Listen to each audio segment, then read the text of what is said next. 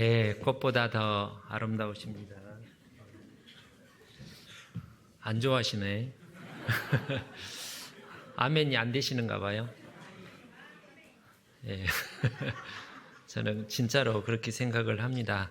아까 박성범 형제님이 인사를 했는데, 예. 왜 밖에 우리 참 그 벚꽃이 예쁘게 많이 곳곳에 많이 피어서 오늘 벚꽃 구경하러 가시는 분도 있을지 모르겠습니다. 이미 보신 분도 있고 우리 교회 마당에도 많이 꽃들이 많이 피어 있습니다. 너무 아름답습니다. 근데 오늘 말씀의 주제와 관련이 되는데 그게 이제 우리 자신의 우리 주님의 모습이기도 하고 우리 자신의 부활의 그림자이기도 합니다. 그래서 쪽의 그림자고요. 진짜 우리가 아름다운 하나님 앞에 아름다운 꽃이죠. 잠시 후에 아름다운 꽃보다 더 아름다운 모습으로 이제 부활합니다.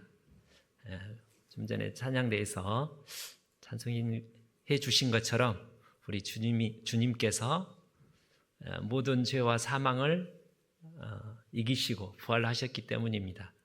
제 기도하겠습니다.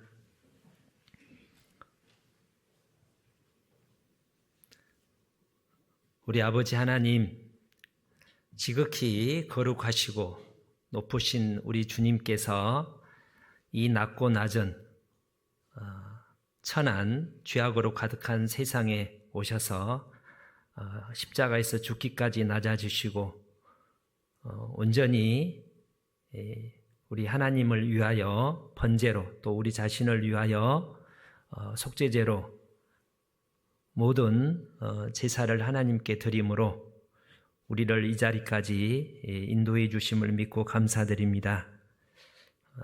주님 또 주님의 부활하심을 기념하는 부활절을 맞이하여 또 오늘 귀한 교훈을 우리에게 베풀어 주시기를 아버지 하나님께 부탁을 드립니다.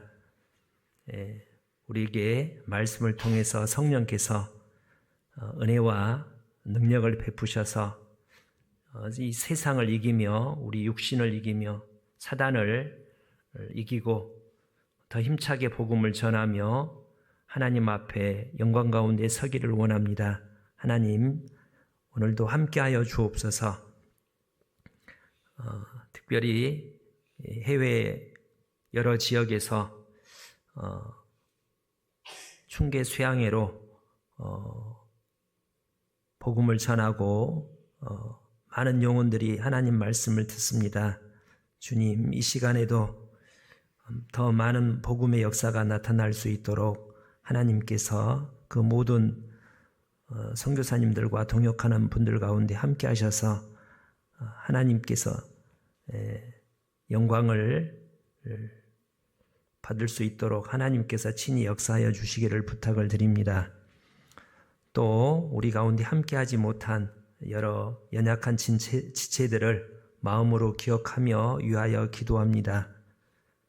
주님, 영광의 길을 함께 손잡고 주님 앞에 서는 그날까지 함께 할 수 있도록 도와주시고 또 우리 주님의 마음을 우리에게 주셔서 끝까지 놓지 않고 손을 놓지 않고 기도와 교제 가운데 붙들 수 있는 저희들 되게 하여 주옵소서. 우리 구주 예수님 이름으로 기도 올립니다. 아멘. 빌립보서 3장을 찾으시겠습니다.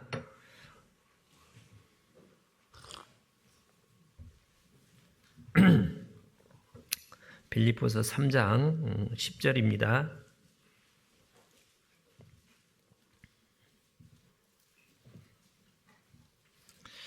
빌립보서 3장 10절 321페이지 신약성경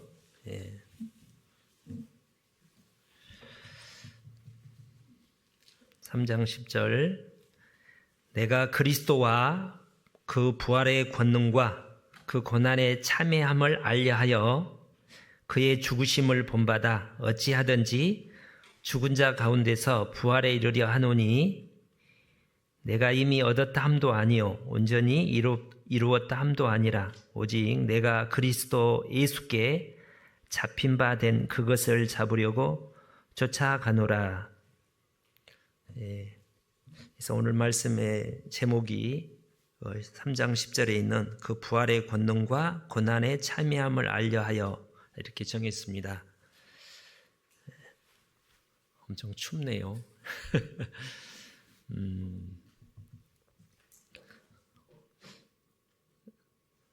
우리는 저희 교회는 이렇게 특별히 성탄절이나 또 부활절 자체를 이렇게 지키지 않습니다. 그걸 부인해서가 아니라 항상 우리가 우리가 구원을 받을 때 우리 마음에 주님이 들어오시고 우리가 매일매일 내 자신을 부인하고 주님과 복음과 교회를 위해서 내 자신의 삶을 온전히 드리는 삶이 부활에 동참하는 삶이기 때문입니다. 그래서 성경에 구약시대에는 여러 가지 절기가 있는데 신약 성경에 예수님이 지키라고 하는 예식은 딱 두 가지입니다. 아시는 대로 성찬신과, 그래서 기념하라고 하셨고 또 군 받으면 침례를 받으라고 했습니다. 그 외에는 그 말씀대로 살라고 말씀하셨는데 어떤 행사를 의식을 지키라는 말은 없습니다. 그래서 저희가 성도 교제밤 때도 그를 어떤 행사로 여기지 않고 그냥 성도 교제밤으로 함께 보내죠. 부활절도 마찬가지입니다. 저는 어릴 적에 교회를 안 다녔기 때문에 그런 경험이 없는데 이렇게 달걀을 이쁘게 만들어서 나눠주고 뭐 그런 부활절과 관련된 여러 가지 행사를 합니다. 그래서 왜 우리 교회는 달걀을 만들어서 그렇게 안 나눠주지 이렇게 생각할지도 모르겠습니다. 그래서 어떤 절기가 형식이 되면 그때부터 이제 그 알맹이 내용은 사라지고 죽은 어떤 화석과 같이 이렇게 형식적으로 변질되기 때문에 그것을 경계하는 겁니다. 그래서 지난주까지 오늘까지 해서 사순절 기간이라고 이렇게 합니다. 많은 교회 다니는 분이나 또 성당에 다니는 분들이 이렇게 지키는 절기인데요. 사순절이 무슨 뜻인지 아세요? 알고는 있어야 될 것 같아서 오순절 할 때 오가 5오고 순이 한자로 열흘 순입니다. 그래서 예수님이 부활하신 뒤에 50일째 성령이 오셨잖아요. 그래서 이제 오순절, 사순절이란 말은 예수님이 죽기 약 40일 전부터 예수님의 십자가의 고난을 기억하고 잊지 않고 마음으로 생각하고 평소보다는 더 다른 때보다는 더 이제 주님의 고난에 우리 삶 가운데 동참하자, 그 은혜를 잊지 않고 기억하자, 그런 의미가 있다고 생각을 합니다. 그래서 멕시칸들도 사순절 기간에는 고기를 안 먹어요. 갑자기 이제 생선이 잘 팔려요. 왜냐하면 고기를 먹지 말라고 이제 이렇게 천주교회에서 말하니까 고기 대신 생선을 먹더라고요. 의미는 참 좋은데 무슨 의미, 그 참된 의미를 모른 채 행사를 지키는 모습을 보면 참 안타까운 생각이 들었습니다. 그래서 원래 제가 다른 주일 설교를 준비를 거의 금요일까지 하다가 또 부활절 주일인데 다른 설교를 하는 것도 보다는 부활절에 관련된 말씀을 준비하는 게 좋겠다 싶어서 금요일 저녁에 갑자기 바꾸었습니다. 그래서 오늘 말씀이 정리가 좀 안 될지 모르는데 아무튼 이해하시고 그런 의미로 받아들였으면 좋겠습니다.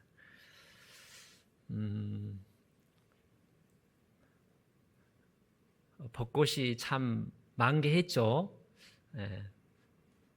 요즘 사람들이 벚꽃을 꽃들을 참 좋아하는 것 같습니다. 그래서 어떤 자매님 말씀으로 여기 우석대학교나 우리 길거리에도 만경 강변에 벚꽃이 흐드러지게 이렇게 피었다고 보면 기분 좋잖아요. 그 벚꽃을 보면서 무슨 생각을 하세요? 야, 이쁘다. 그렇게 이쁠 수가 있을까? 금방 또 떨어지긴 한데 그때 무슨 생각을 합니까? 아, 이쁘다로 끝나면 좀 아쉽죠. 그리스도인들이 그 의미를 생각할 수 있습니다. 그 의미가 뭘까요?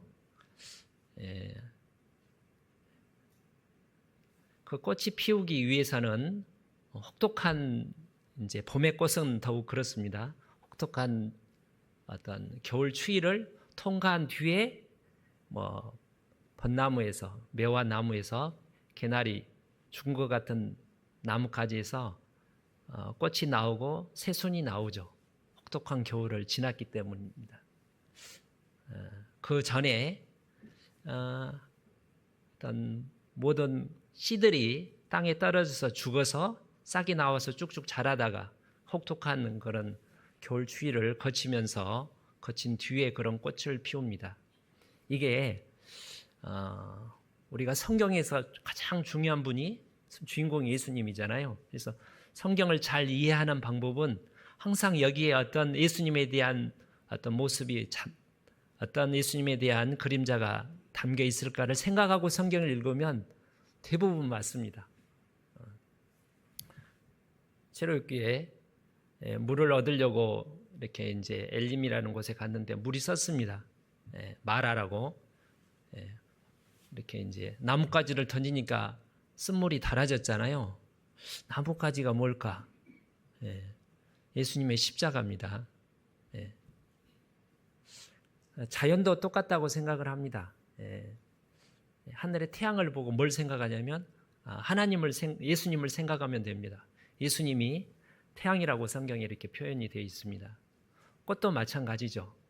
세상에 가장 아름다운 하나님 만드신 피조물 중에 아름다운 게 이제 꽃인데 별도 아름답고 하는데 꽃이 예수님을 가리키죠. 예수님이 처음으로 사망과 죽음 가운데서 처음으로 부활하셨습니다. 십자가에서 처절하게 비참하게 돌아가신 3일째 새벽 아침에 주일 아침에 예수님께서 살아나셨죠. 그래서 이제 막달라 마리아와 몇몇 여자들이 갔는데 예수님 시신이 안 보이니까 막 울고 있었습니다. 어찌하여 산 자를 죽은 자 가운데서 찾느냐?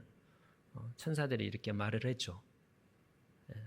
그 덕분에 우리가 이렇게 구원을 받아서 이 자리에 이렇게 하나님을 찬송하며 말씀을 듣고 소망 가운데 교제하고 있는 겁니다. 그래서 그 아름다운 벚꽃뿐만 아니라 온갖 꽃을 보면 예수님을 생각해야 된다는 겁니다. 예수님이 십자가에서 죽지 않으셨으면 그 많은 고난을 당하지 않으셨으면 부활할 수가 없죠. 예수님의 부활이 없으면 우리의 구원도 우리의 부활에 대한 소망도 없는 겁니다. 그렇죠?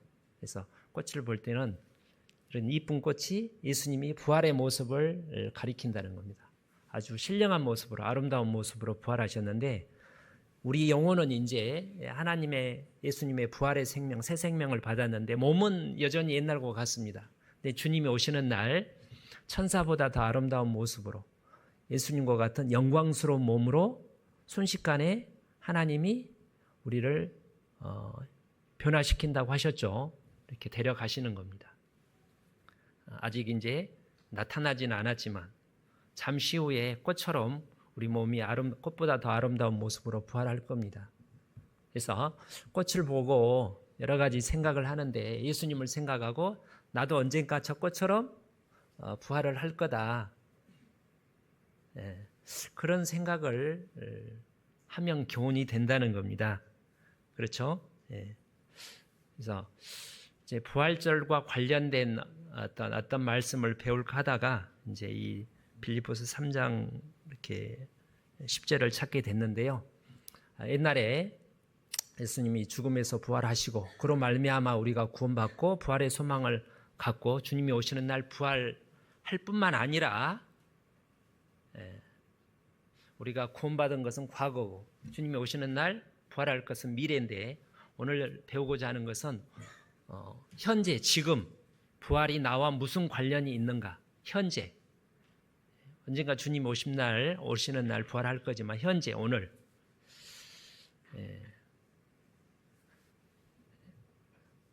바울 사도께서 고린도전서 15장에 한번 보실까요? 이걸 붙잡으시고 고린도전서 15장에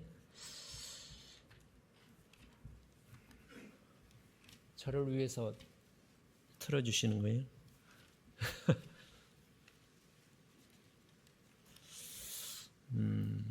15장 31절에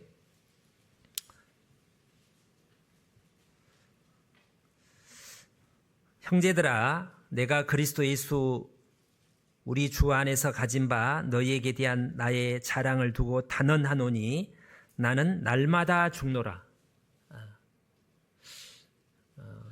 날마다 한 사람이 육체가 한 번 죽는데 날마다 죽는다는 말은 우리 육체가 죽는다는 말이 아니라 내 자신의 육신을 십자가에 못 박는다.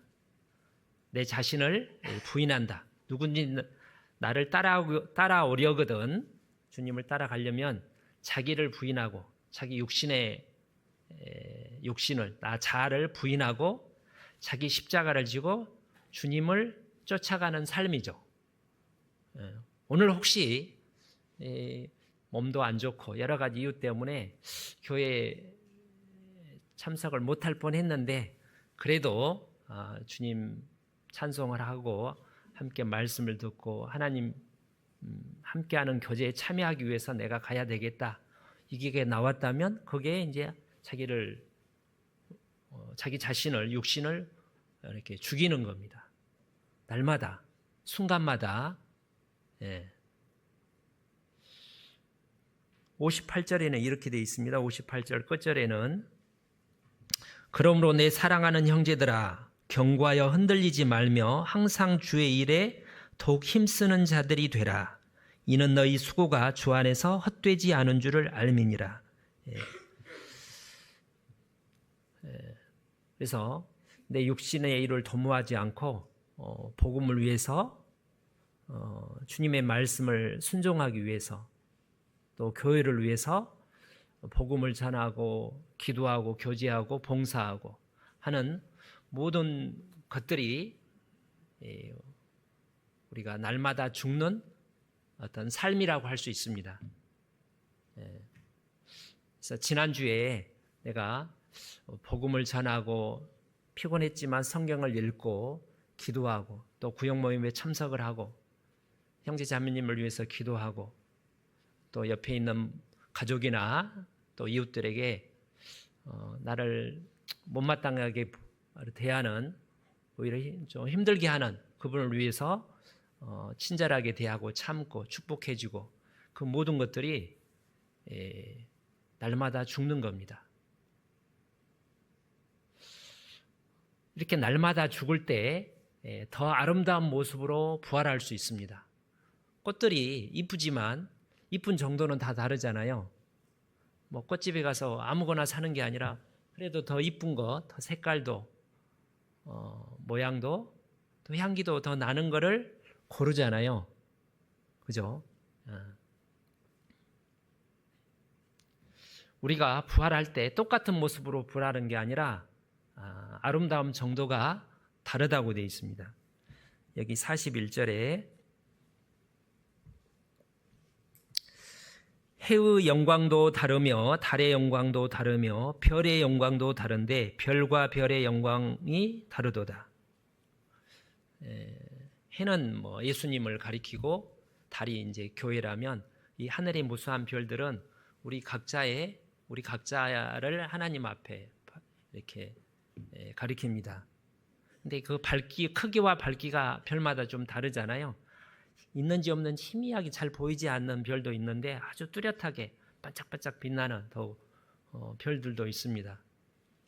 그게 영원토록 변하지 않는 겁니다. 그래서 42절 죽은 자의 부활도 이와 같으니 썩을 것으로 심고 썩지 아니할 것으로 다시 살며 우리 쉽게 병들고 너무나 연약한 우리 육체가 이제 영원히 썩지 않는 영원한 어떤 모습으로 변화하는데 그 변화 정도가 다르다는 거예요. 욕된 것으로 심고 영광스러운 것으로 다시 살며 약한 것으로 심고 강한 것으로 다시 살며 우리 조그만 우리 교회 어린 남자 아이들이 공룡을 가지고 이렇게 노는 모습을 조그만 애들이 2살, 3살이 되는데 티노스 하면서 막 애들이 힘을 참 좋아하는 거, 힘센 동물들을 참 좋아하는 것 같습니다. 왜 좋아할까? 모든 사람은 특히 남자들은 더 힘이 강해지기를 육체적으로 더 강해지기를 원합니다. 여자들은 더 예뻐지기를 원하는 것만큼 근데 우리가 부활을 할 때 우리가 매일 얼마만큼 나 자신을 부인하고 하나님께 내 삶을 복종하여 드렸느냐 복음과 또 주님과 말씀을 순종하기 위해서 교회를 위해서 얼마만큼 수고하고 희생했느냐에 따라서 그 부활의 아름다운 모습이 다르다는 거예요. 더 강한 모습으로 더 신령한 모습으로 똑같이 부활을 하는데 다르다는 겁니다. 그리고 한번 이제 부활을 하면 중간에 다시 원상 회복 없으면 영원토록 계속되는 거예요. 꽃을 보면서 그것을 생각할 수 있습니다. 또 하나는 이제 오늘 이렇게 꽃 한 송이도 이쁜데 한 송이는 우리 이제 각자의 모습이라면 이 꽃 한 송이보다는 꽃 한 송이를 보러 멀리 가지는 않죠. 한 송이도 보면 이쁘지만 어떤 튤립 장미가 뭐 100만 송이래 꽃 구경 가자 하고 이제 한 나무 벚꽃 한 나무 뭐 몇천 송이도 넘겠죠. 세보지는 않았지만 그게 하나의 교회라고 생각할 수 있습니다. 교회 나무 하나가 교회. 그래서 하나 피는 것보다 많은 수천 가지 수만 가지 꽃들이 함께 모여 있으면 더욱 보기가 좋잖아요. 그게 하나님 볼 때 우리가 나 혼자뿐만 아니라 무슨 일을 하든지 무슨 권면이나 사랑이나 유로나 무슨 일을 하든지 혼자 하지 않고 함께 하는 그런 모습 그것이 더욱 아름답지 않습니까? 그리고 그것에 이제 열매가 맺히는 겁니다. 꽃이 이 세상에 꽃은 피었다가 지는데 그런 것처럼 우리 육체는 쇠잔하지만 이제 연세 많이 드신 분들 우리 이제 이순 자매님께서 이제 개인적으로 이제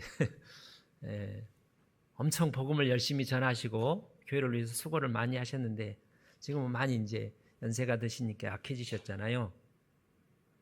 주님 안에서 이렇게 행했던 그것이 눈에 보이지는 않지만 몸은 쇠잔하지만 우리 속은 날로 새롭다는 말씀처럼 변하지 않죠. 그래서 그것들이 이제 나중에 열매가 맺는 거잖아요. 우리가 복음을 주님을 사랑하고 말씀에 순종하고 복음을 전하는 교제하는 모든 삶의 결과가 이제 많은 영혼들이 구원을 받고 하나님께 영광이 되는 모습. 그래서 꽃이 이제 피면 향기가 나니까 벌들이 나비들이 와서 수정을 시키면 이제 꽃이 떨어지지만 거기에 이제 열매가 맺혀가지고 가을에 수확을 하잖아요. 우리가 얼마만큼 더 개인적으로 또 함께 모여서 함께 내 자신을 부인하고 우리가 서로 사랑하고 서로 사랑할 수 없는 자를 사랑할 때 그게 아름다운 꽃이죠. 용서할 수 없고 축복하기 어려운, 참기 어려운 부분을 더 참고 따뜻하게 대하고 섬기고 안아주고 위로하고 격려하고 칭찬하고 온전히 예수님이 우리를 섬기듯이 그렇게 섬길 때, 그 섬김이 우리 가운데 가득할 때 더 하나님 볼 때 더 아름다운 벚꽃나무와 같이, 그래서 많은 이제 열매들이 맺히게 된다는 겁니다. 다 본문을 보겠습니다. 빌립보서 3장 10절에 내가 그리스도와 그 부활의 권능과 그 고난의 참을 알려하여. 자, 바울 사도의 이 빌립보서는 바울 사도 사역 말기에 이제 기록된 로마에서 1차 투옥 당했을 때, 감옥에 있을 때 이렇게 기록한 성경인데요. 바울 사도가 알고 싶은 게 첫 번째 예수님을 더 알고 싶었고, 두 번째는 부활의 권능을 알고 싶었답니다. 부활의 권능. 부활의 권능이 뭘까요? 죽은 자를 살리는 권능입니다. 그래서 예수님께서 내가 가지 아니하면 성령이 오지 않고 내가 가면 오히려 너희에게 유익이다. 너희가 사도행전 1장, 사도행전에 있는, 요즘은 아니고요, 사도행전에 나와 있는 것이 부활의 권능입니다. 너희가 성령이 너희에게 임하시면, 우리가 구원을 받으면 우리 가운데 이제 받은 성령이 예수 그리스도의 부활의 생명이기도 합니다. 예수님의 부활의 생명으로 말미암아 우리가 성령을 받은 거예요. 삼위일체 하나님. 그리고 우리 교회, 이 세상 참된 교회에 하나님의 부활의 영, 성령이 함께 하십니다. 그러면 뭘 한다고요? 이제 복음을 전한다는 겁니다. 예루살렘과 유대와 사마리아와 땅끝까지. 이게 권능인 거예요. 이 세상에서 가장 큰 기적은 죽은 자를 살리는 게 가장 큰 기적입니다. 가난한 사람 부자 만들어주고,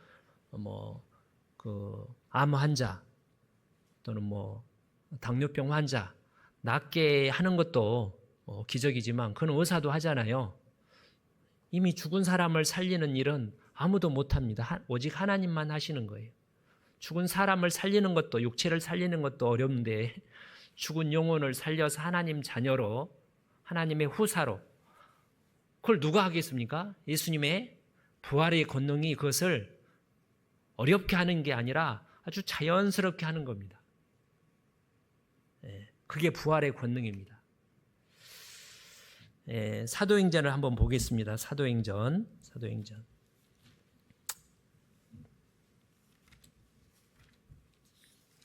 5장을 보겠습니다. 40절.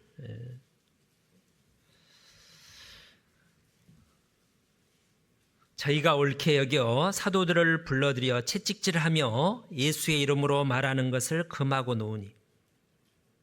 말하지 마. 복음 전하면 가만 안 둘 거예요. 이제 막 때리고 이제 막 죽인다는 거예요. 어떻게 했습니까? 사도들은 그 이름 예수님을 위하여 능욕받는 일에 합당한 자로 여기심을 기뻐하면서 욕을 얻고 매를 맞고 톡을 당하고, 나중에 스데반 집사님도 사도행 7장에 죽었잖아요. 이제 죽음을 당하는데 이게 뭐야 그런 게 아니라 기뻐하면서 죽었어요. 소망 가운데 자기를 이를 뿌득뿌득 갈면서 노려보면서 돌로 쳐 죽이는 그 사람들을 불쌍한 눈으로,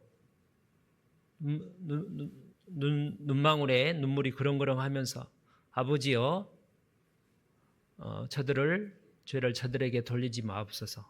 예수님이 십자가에서 기도한 것처럼 그렇게 죽어갔잖아요. 이게 말이 됩니까?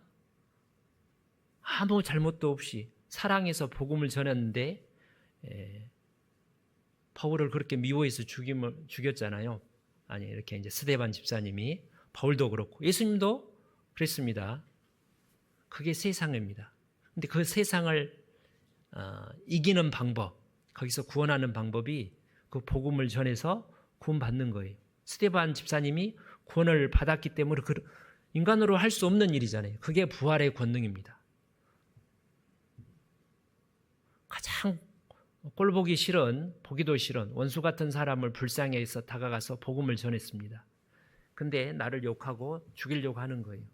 그것을 고통 자체를 기뻐하는 게 아니라 주님을 위해서 고난받는 것을 기뻐하면서 그 결과 많은 열매들이 맺을 것을 믿고 기대하면서 믿으면서 기뻐하는 거죠. 스데반 집사님이 그들을 위해서 죽음으로 말미암아 그 자리에 있었던 나중에 바울 사도께서 나중에 구원을 받게 된 겁니다. 스데반 집사님이 그때 안 죽었다면 바울 사도가 구원을 못 받을 수도 있었을 거라고 저는 생각을 해요. 또 그게 시작이 돼가지고 예루살렘에 큰 핍박이 일어났다고 사도행전 8장에 나와 있는데, 큰 핍박이 났는데 42절에 아무튼 보시면 이게 이제 부활의 권능이라는 거예요. 42절에 저희가 날마다 성전에 있든지 집에 있든지 예수는 그리스도라 가르치기와 전도하기를 쉬지 아니하는 것이 부활의 권능입니다. 세상에서 능력은 막 그 권투를 아주 잘하고 막 다른 사람을 막 지금 미국이 이란을 막 깨부수고 그걸 능력이라고 하잖아요. 우리 이 세상에서 예수님의 능력은 십자가에서 드러났습니다. 가장 낮아지셔서 자기가 하나님께 철저히 버림을 당하고 우리를 대신해서 죽으셨잖아요. 그리고 부활하신, 그게 능력이라는 거예요. 그게 하나님의 십자가가 이 세상 사람들에게는 미련하게 보이는데 구원받은 우리에게 하나님의 능력이고 지혜라는 거죠. 8장 보시면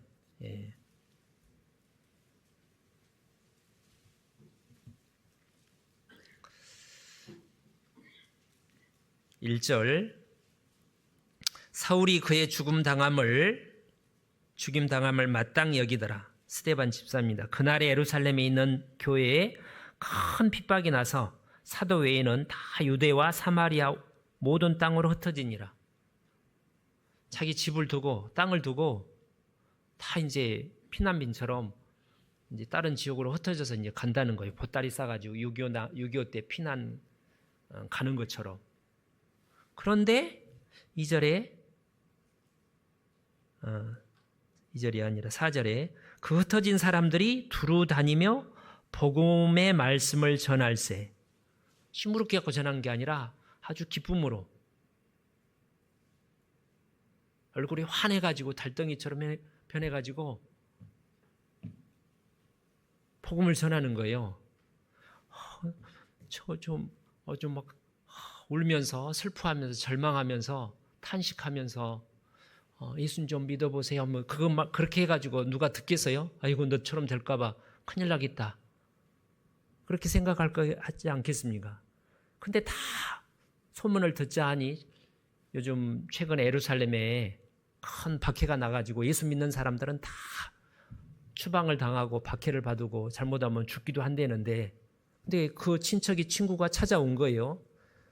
근데 시무룩해가지고 울고 있는 게 아니라 아주 기쁨에 넘쳐서 자기는 편안하게 집에 지금 잘 먹고 잘 자고 행복하게 편안하게 살고 있는데 자기는 이 걱정 저 걱정 해가지고 머리도 아프고 골치도 아프고 부부간에 싸우고 이웃간에 싸우고 그러는데, 이 사람은 다 아무것도 없는데도 얼굴이 천사처럼 빛나는 모습으로 막 행복한 모습으로 얘기하니까 신기하게 생각하는 거죠. 그게 베드로 전서의 전체 내용이죠. 바로 그것 때문에 몇백 명의 그리스도인들이 시작해서 로마 제국을, 당시 세계를 지배했던 로마 제국을 정복한 거잖아요. 그게 부활의 권능이라는 겁니다. 우리도 그 부활의 권능을, 바울 사도는 그 부활의 권능을 알고 싶다고 돼 있어요. 우리가 이미 구원을 받았고 장래에 주님 오시는 날 아름다운 모습으로 미래에 이제 부활을 하겠지만, 현재 이 세상에서 현재 오늘 지금 당장 부활의 권능을 알고 싶단 말은 체험하고 싶다는 겁니다. 지식적으로 뿐만 아니라 실제 경험을 통해서 우리가 사랑을 이론적으로 알 뿐만 아니라 부모한테, 남편, 아내한테, 자녀들한테, 친구들한테 실제 사랑을 받는 경험을 하고 싶잖아요. 사랑을 받고 싶고 사랑을 주고 싶고 그 가운데 행복이 있는 거죠. 사랑은 이런 거래 이론으로 배우면 그거 뭐 이론으로 배울 수는 있겠지만 그게 삶 가운데 나타나지 않으면 뭐 죽은 지식이죠. 예.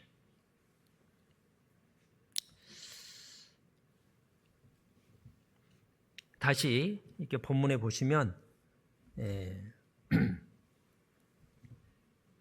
3장 10절 본문입니다. 이거 3장 10절.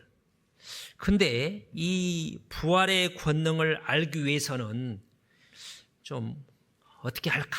막 성경을 볼 필요는 있는데 그 고난의 참여함을 알려하여 그의 죽으심을 본받아 어찌하든지 죽은 자 가운데서 부활에 이르려 하느니 예수님이 죽지 않고 부활할 수는 없잖아요.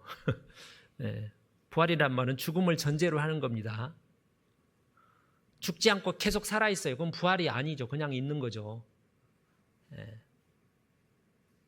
그래서 고난, 복음을 위해서 예수님께서 이 세상에 오셔서 많은 고난을 받으셨고 십자가에서 죽기까지 고난을 받으셨는데 그것을 알면 알수록 부활의 권능을 경험하고 체험할 수 있다는 겁니다. 나는 고난을 받지 않고 나를 부인하는 나의 십자가를 지고 쫓아가는 삶을 살지 않고 부활의 권능을 경험할 수는 없을까요? 그렇게 가능하겠어요? 예수님이 하나님 앞에 내가 죽지 않고 이 산을 지나가게 하옵소서. 내가 죽지 않고 저 영혼들을 구원할 수는 없을까요? 불가능한 거잖아요. 그래서 부활의 권능을 체험하고 싶다는 말은 고난에 참여를 해야 된다는 거예요. 참여하는 가운데 하나님의 예수님에 대해서 더 깊이, 더 높이, 더 넓게, 길게 아는 겁니다.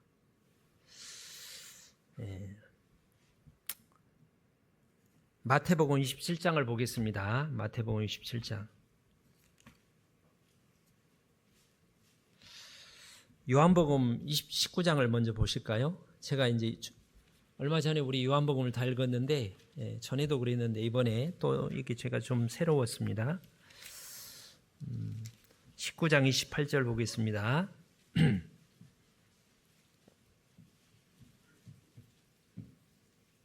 요한복음 19장 28절. 이후에 예수께서 모든 일이 이미 이룬 줄 아시고 성경으로 응하게 하려 하사 가라사대 내가 목마르다 하시니 거기 신포도주가 가득히 담긴 그릇이 있는지라 사람들이 신포도주를 먹으면 해용을 우슬초에 매어 예수의 입에 대니 예수께서 신포도주를 받으신 후 가라사대 다 이루었다 하시고 머리를 숙이시고 영원히 돌아가시니라. 예수님이 이제 돌아가시기 전에 이제 7마디를 하셨는데 그 중에 하나가 내가 목마르다. 실제로 목이 피를 흘리셨으니까 굉장히 갈증에 타셨겠죠. 근데 왜 예수님이 갈증이 나시니까 나 갈증 난다. 근데 이 본문에 따르면 성경으로 응하게 하랴 그냥 이거 목마른데 목마르다 그렇게 하는 게 아니라 성경을 응하게 성경을 이루기 위해서 이 말씀을 의도적으로 목적을 가지고 하셨다는 거예요. 어떤 성경을 이루려고 이 말씀을 하셨을까요? 그 29절에 신포도 밑에 있는 군사가 신포도주 이게 아주 싸구려 포도주랍니다. 좋은 이렇게 와인이 아니라 흔한 뭐라고 해요? 우리나라로 치면 막걸리 정도나 될까요?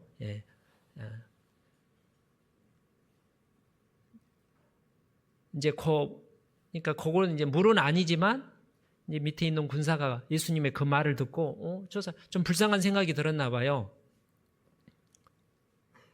그래서 이제 이렇게 솜 같은 것에다가 이제 포도주를 따라서 예수님 입에 적시는 거예요. 그런데 예수님께서 그것을 마셨어요.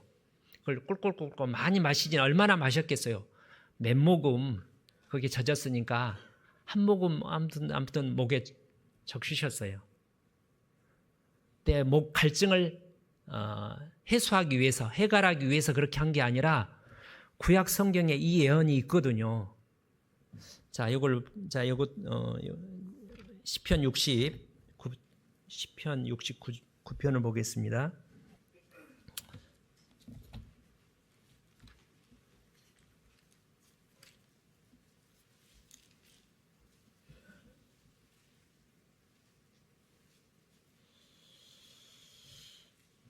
음,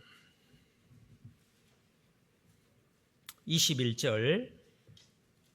이건 예수님에 대한 예언인데 1절부터 쭉 보면 예수님에 대한 예언인데 21절. 저희가 쓸개를 나의 식물로 주며 가랄 때에 초로 마시웠으니 저희 앞에 밥상이 올무가 되게 하시며.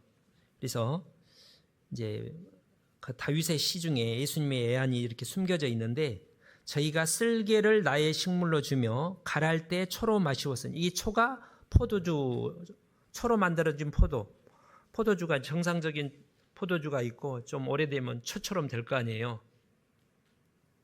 예수님은 이 성경을 알고 계시고 이 성경 만약에 예수님이 목마르다 안 하면, 예수님이 그냥 죽으면 이 성경이 안 이루어지는 거예요. 그래서 예수님은 목이 말라서 그 말을 한 게 아니라, 목이 말라서 그걸 했지만 밑에 내려와서 마실 수는 없으니까 목마르다 들을 수 있도록 그걸 듣고 한 병사가 한 겁니다. 이 성경을 이루기 위해서. 모든 성경을 완전히 그리고 나서 다 이루었다. 모든 성경을 다 이루었다는 거예요. 우리가 보통 다 이루었다는 말이 우리 죄를 다 없앴다는 말이기도 하지만 예수님에 대한, 예수님께서 구약 성경에 예수님을 통해서 이루실 모든 예언을 예수님이 완벽하게 다 이루었다는 겁니다. 만약에 이걸 예수님이 초를 안 마시고 돌아가면 하나를 못 이루고 돌아가시는 거잖아요. 그럼 우리 죄가 없어져요, 안 없어져요? 그래도 우리 죄는 없어져요. 근데 온전히 하나님을 더 영광스럽게 하기 위해서, 하나님을 영광스럽게 하면 할수록 그걸 번제입니다. 요즘 레위기 입고 있는데 번제. 하나님께 향기로운 제사를 온전히. 하나님, 예수님께서 온전히 자신을 번제로, 온전히 하나님께서 복종하셨기 때문에 우리를 죄를 용서했을 뿐만 아니라 하나님의 영광의 자녀가 되고 그 영광에 예수님과 함께 참여할 수 있는 은혜를 우리가 누리게 된 겁니다. 근데 여기 21절에는 저희가 쓸개를 나의 식물로 주며 그랬습니다. 이 초는 요한복음 19장에 마셨는데 마태복음 27장을 보겠습니다. 쓸개를 줄 때는 예수님이 마셨을까요? 안 마셨을까요? 마셨을까요? 안 마실까요? 네? 네. 아시죠? 네. 자, 마태복음 27장 34절에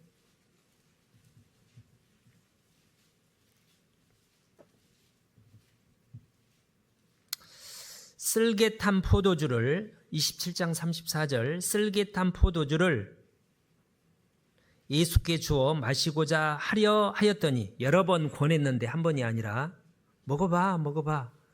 예수께서 맛보시고 빵 마시고 이게 쓸개탄 포도주라는 걸 아시고 마시고자 아니하시더라. 계속 마시려고 하는데 예수님은 계속 거부했다는 거예요.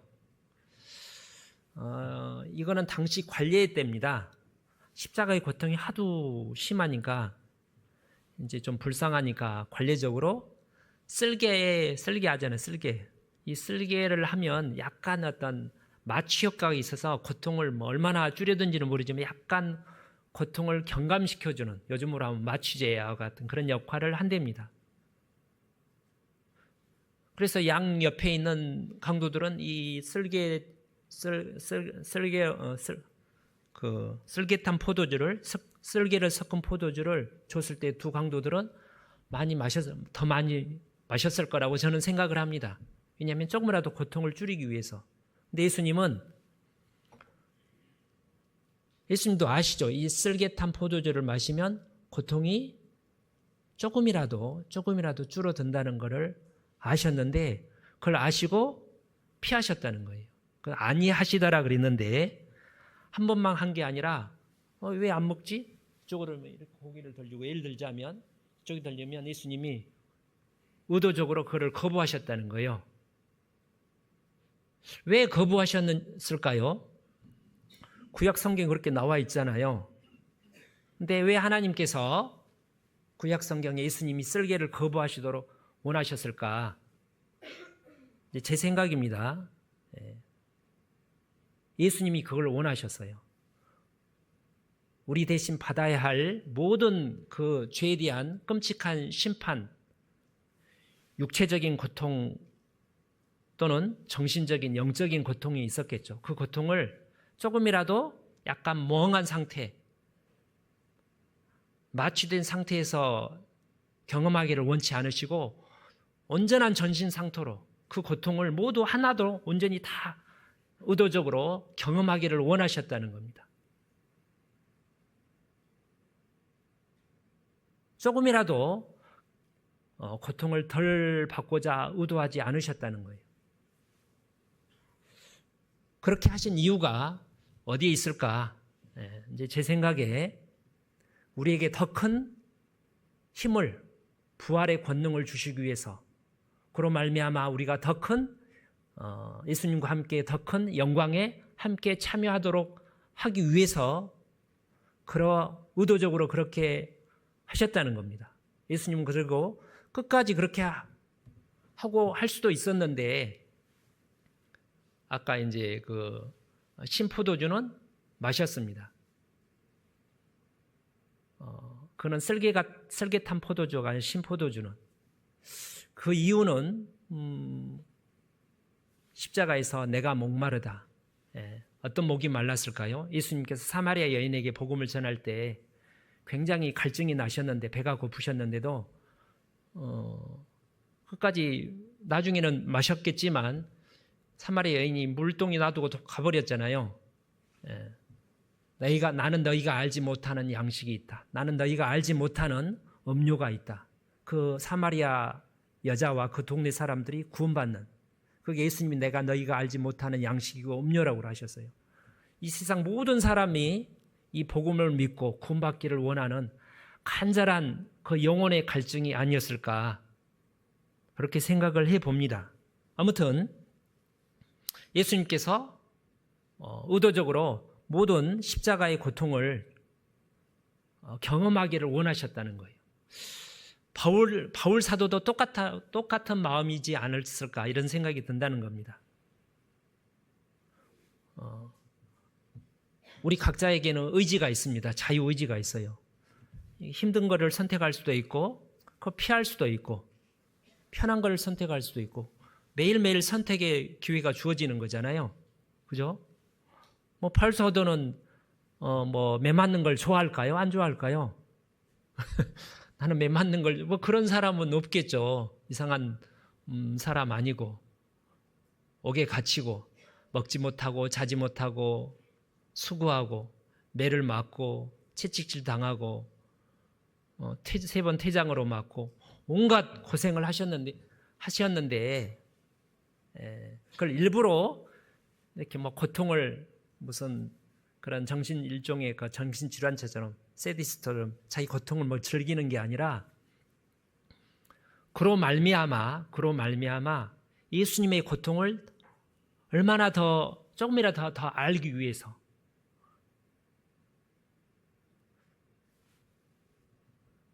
이제 철없는 딸들이 시집 가서 아기 낳고 해산의 수고를 하고 이제 아기를 키워보면 엄마도 이제 남자들보다는 우리 엄마도 나를 낳고 길렀을 때 이렇게 힘들었겠네 하고 이제 좀 더 이해를 더 하게 되잖아요. 그리고 이제 엄마를 더 사랑하게 되는 겁니다. 그러니까 어릴 적에 아이들에게 편한 것만 주는 것은 별로 일부러 고통을 줄 필요는 없지만 그래서 옛날 이렇게 시골에서 저뿐만 아니라 대다수가 부모님과 함께 열심히 일을 했잖아요. 같이 들판에서 그러니까 부모님 고생하는 걸 아니까 부모님이 나를 얼마나 사랑했는지를 철이 좀 일찍 든 것 같습니다.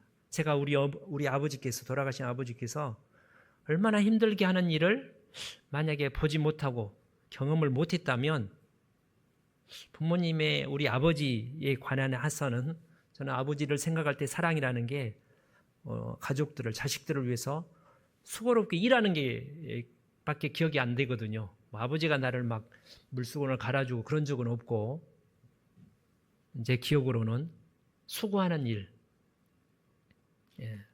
그걸 통해서 이제 아버지의 사랑을 제가 이렇게 이제 제가 좀 시간이 지난 뒤에 깨닫고 지금까지 은혜를 잊지 않고 지금도 보고 싶어 하는 마음을 갖는 이유가 있는 것처럼, 바울도 하나님의 사랑을 더 알고 싶어서, 그리고 그 결과 부활의 권능을 경험하고 얻기 위해서, 그 앞에 보면 바울 사도가 내가 그리스도를 알기 위해서 내게 유익한 모든 것을 다 배설물로 여겼다고 되어 있습니다. 그 앞에 보면 본문에 볼까요? 빌립보서 3장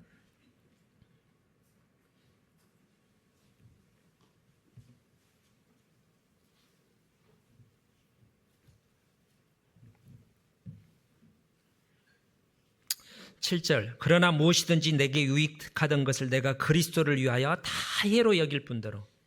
내게 유익한 게, 여기 뭐가 유익할까요?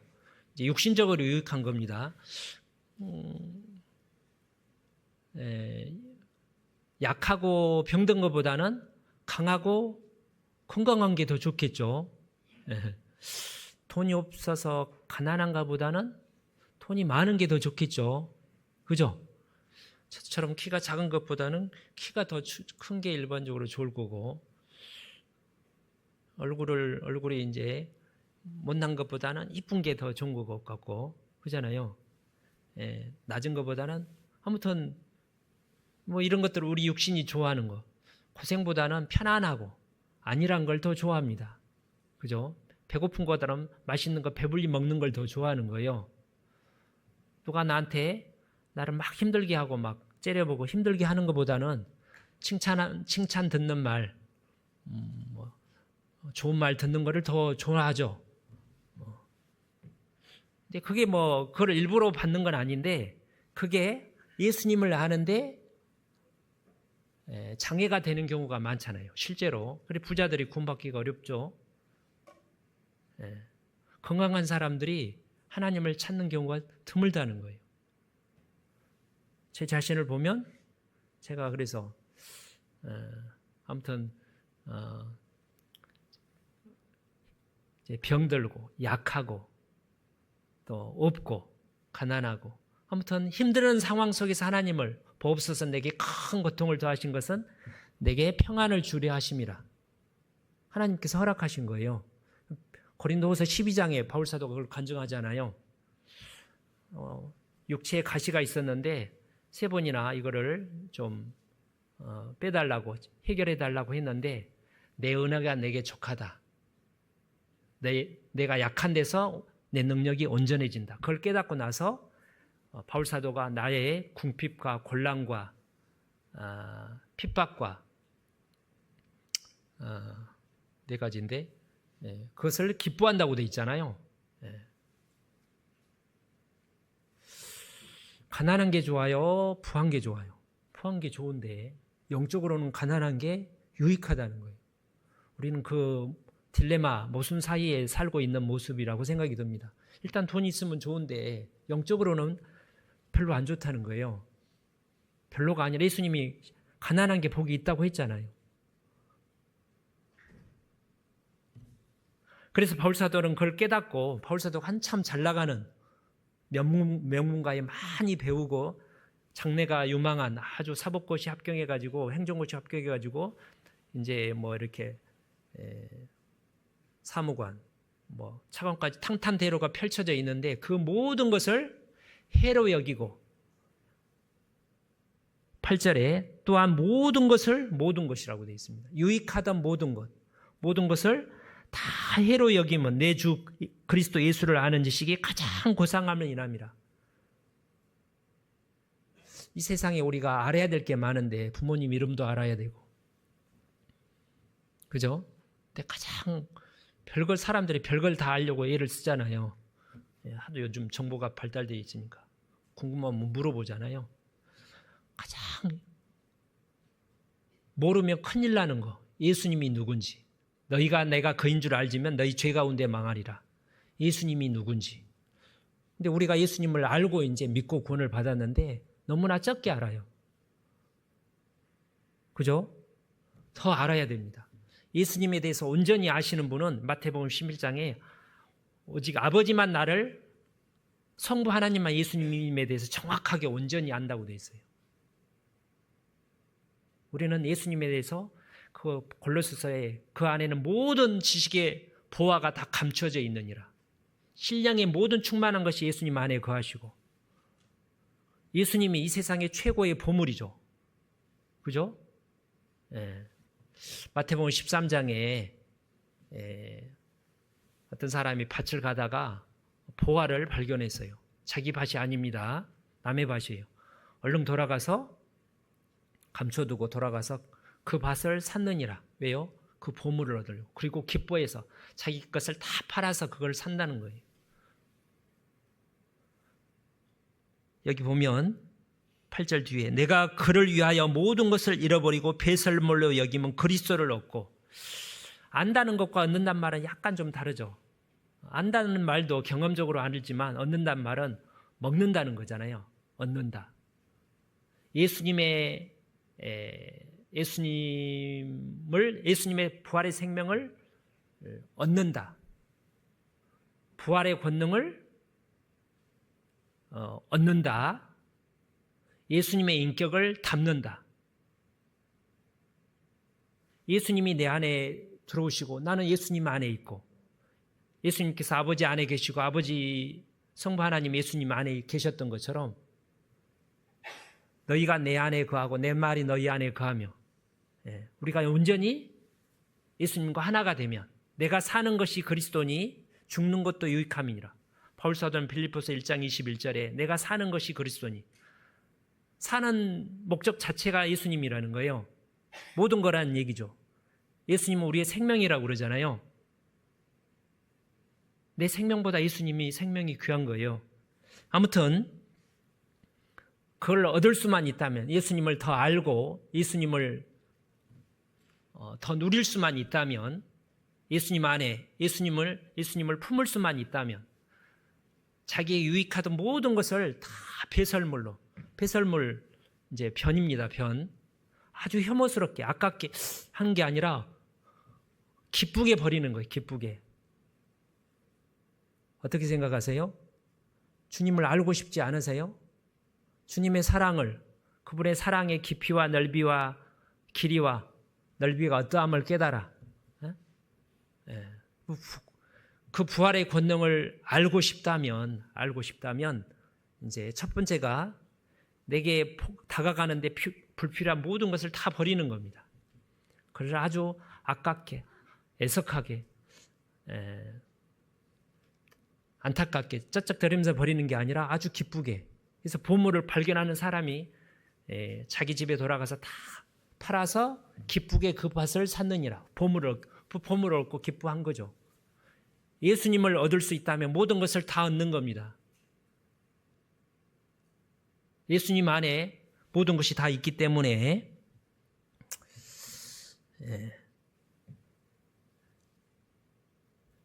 자, 그래서 예수님을 다 알기 위해서는 우리에게 유익하던, 육신적으로 유익한 걸 다 기쁘게 버리고, 그 다음에 복음을 위해서, 말씀에 순종하기 위해서, 교회를 위해서 고난에 참여하는 겁니다. 자, 고린도후서 4장을 보겠습니다. 고린도후서 4장.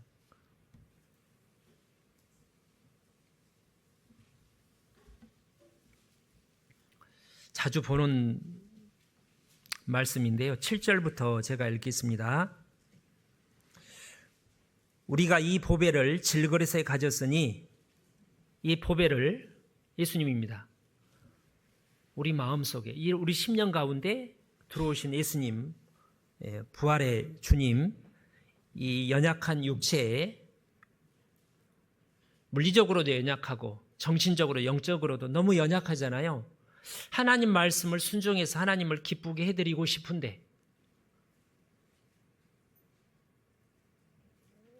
너무나 쉽게 무너지고 주저앉는 모습을 보면 탄식이 되죠. 내가 이 길을 갈 수 있을까? 어떠실지 모르는데 제가 요즘도 뭐 그런 마음은 비슷한데 청년 때 제가 벽에다가 머리를 꿍꿍 이렇게 막 자주 찧었어요. 내 자신이 너무 미워서 순종하고 싶은데 주님을 기쁘게 해드리고 싶은데 그건 꿀떡 같은데 그러지 못한 반대의 모습을 보일 때 내가 한없이 제 자신이 미운 거죠. 그렇다고 뭐 자살할 수도 없고 힘드니까 머리를 막 벽에다 꿍꿍 찧었던 기억이 여러 번 있습니다. 그렇게 우리가 연약해요. 그런데 그 연약함에도 불구하고 그 연약함을 이기고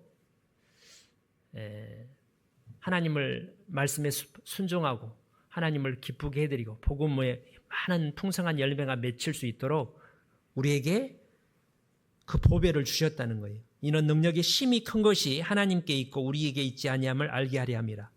우리가 사방으로 우겨쌈을 당하여도 쌓이지 아니하며 답답한 일을 당하여도 낙심하지 아니하며 핍박을 받아도 버림받지 아니하며 거꾸러뜨림을 당하여도 망하지 아니하고. 자, 4가지 상황인데 무슨 말인지는 알겠죠? 우겨쌈, 답답한 일, 핍박, 거꾸러뜨림을 당함. 이게 히브리어 원어로 제가 설명하면 좀 더 구체적으로 이야기가 쉬운데, 우겨쌈이라는 것은 포도를 포도틀에 넣어가지고 포도즙을 만들기 위해서 이렇게 으깨는, 발로 으깨겠죠. 기계로 막 으깨든지. 포도가 우리 자신이라고 그러면 아플 거 아니에요. 으깨니까. 그래서 바울이 복음을 전하기 위해서 수고한 모든 수고,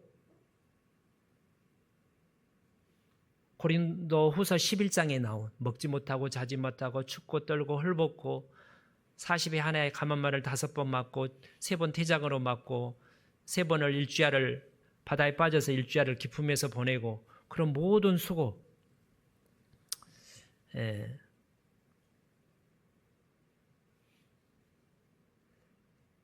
바울 사도께서 복음을 전하면서 대적자들에 의해서 받은 모든 어떤 공격, 핍박, 그런 거라고 할 수 있습니다.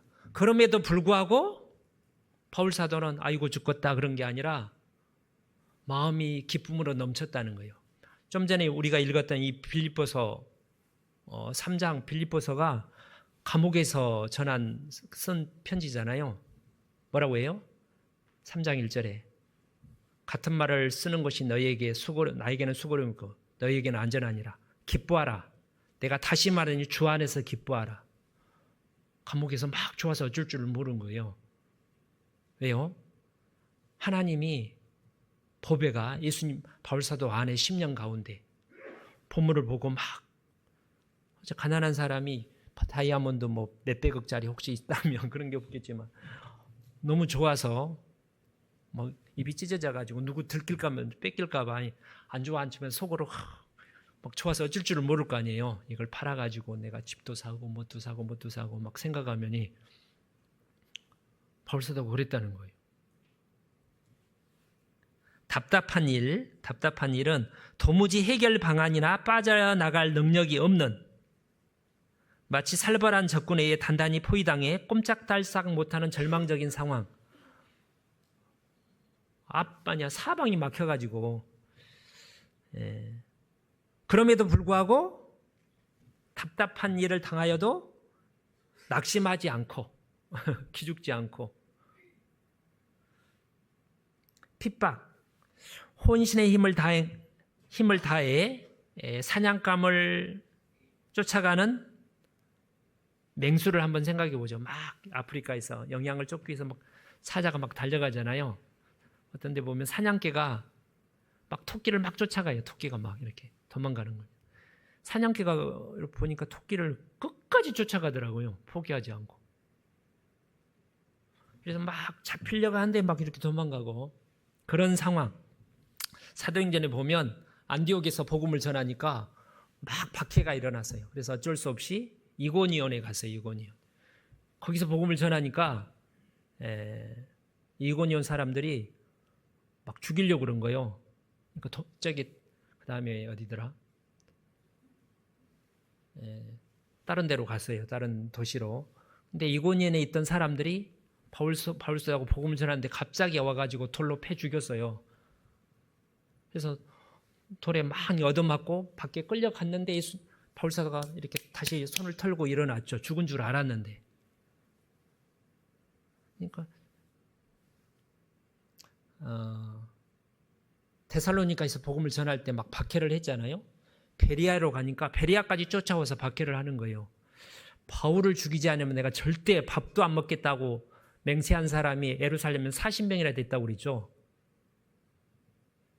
계속 바울만 어떻게 하면 죽일까 추적자들이 있었다는 겁니다. 그래서 바울 사도가 행로를 바꾸기도 했어요. 그를 피하기 위해서. 그러면 마음이 불안하고 초조하고, 나를 죽이려고 쫓아다니는 사람이 몇십 명 늘 뭐 이렇게 전주에도 있고 서울에도 있고 뭐 어디 가나 있다고 생각해 봐요. 근데 바울 사도 마음속에는 평안이 있었다니까요. 평안이. 골로새서도 너희에게 예수님이 평안을 말씀하셨죠. 언제 평안이 있냐면 아무 일 없을 때 평안이 있는 게 아니라 아무 일 없으면, 아무 고난도 없고 아무 일도 없고 그냥 편안하게 먹고 누워 있으면 사람이 답답해요. 심심해요. 짜증이 나요. 허무해요. 괜히 옆에 있는 사람한테 짜증을 내는 거예요. 아무 일도 없는데, 아무 일도 없으니까 그런 거예요. 거기에 뭐가 예수님의 은혜와 평강이 주어질 때에 마음이 기쁨으로 넘쳐나는 거죠. 그래서 예수님께서 너희에게 평강이 있을지어다 그랬잖아요. 요한복음 20장에 예수님 부활하신 뒤에 제자들한테 했던 말 중에 너희에게 평강이 있을지어다. 맞아요. 평강. 제가 어제 저녁에 제가 그것을 생각하면서 우리가 구원을 받으면 이제 죄와 심판에 대한 그 어떤 두려움이 사라지죠. 그래서 평안이 있는데 골로새서 3장에는 평강이 너희 마음을 주장하게 하라. 항상 평안을 가지고 있으라는 거예요. 근데 언제 평안이 있어요? 내가 그리스도의 복음에 고난에 참여할 때, 그때 하나님의 은혜가 있고 평안이 있는 거예요.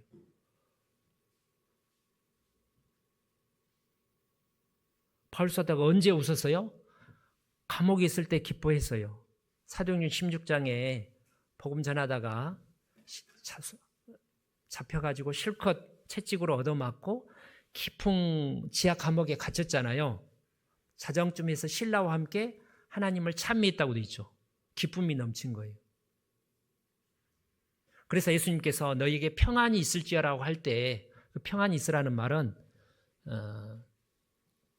성경에 돼 있잖아요. 기뻐하라, 항상 감사하라. 가만히 있는데 감사한 게 아니라 복음으로 구원받은 사실을 기억할 뿐만 아니라 그 복음을 전해서 고난을 받고 부활의 권능을 체험할 때 마음에 감사와 기쁨과 평안이 넘치는 거예요. 강 같은 평화가.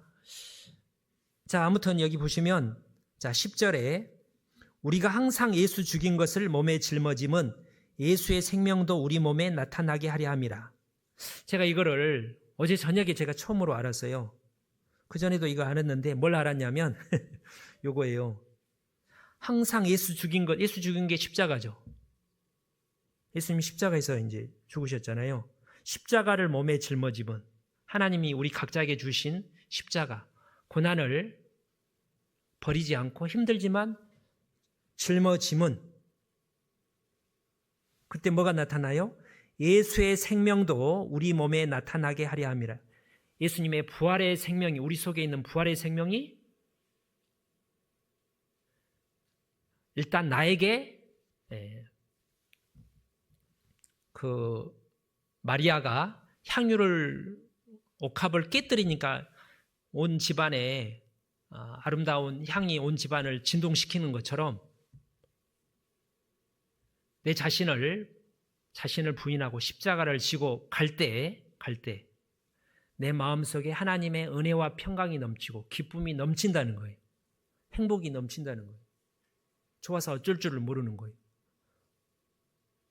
하박국에 있는 것처럼 논밭에 아무것도 없어도, 외양간에 아무것도 없고 과일나무에 아무것도 없어도 여호와로, 나의 하나님으로, 여호와로 말미암아 기뻐하는, 일단 그렇게 되고, 나한테는 그렇게 되고, 그를 바라보는 우리 구원받지 않는 가족, 이웃, 친구, 직장 동료들이 그런 나의 모습을 보고 구원을 받고 싶은 마음을 갖게 된다는 거예요. 그들이 자기 마음의 갈증을 느끼는 거예요. 갈증을. 내가 소금이 돼야지 갈증을 느끼는 거예요. 왜 이렇게 마음이 둔해? 무디고 관심이 없어요. 내가 항상 예수 죽인 십자가를 몸에 짊어지고 예수님을 따라갈 때, 뒤를 쫓아갈 때 예수님의 부활의 권능이 내 심령 가운데 마음속에 일단 나타나서 나를 기쁨과 평강으로 가득 채우고, 나를 지켜보는 사람들이 왜 너는 기뻐해? 고린도 베드로 전서에 그래서 복음으로 말미암은 고난을 받을 때 기뻐하라고 그랬잖아요. 이상한 일 당하는 것 같이 이상하게 여기지 말고 복음의 환난에 참여한 걸 기뻐하라고 그랬어요. 그걸 보고 이상히 여겨. 넌 뭐가 그렇게 좋니? 나는 다 가져도 마음이 답답하고 미치겠는데 왜 사는지도 모르고 그래 답답한데 너는 뭐가 그렇게 좋아서 그렇게 얼굴이 환해? 나도 그걸 알고 싶어. 알고 싶은 생각을 갖게 된다는 거죠. 구원의 역사가 나타난다는 거예요.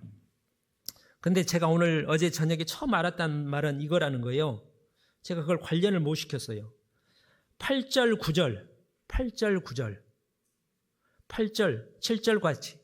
근데 내가 모든 것을 가지고 있고 부하고 너무나 돈이 많아요. 너무나 건강해요.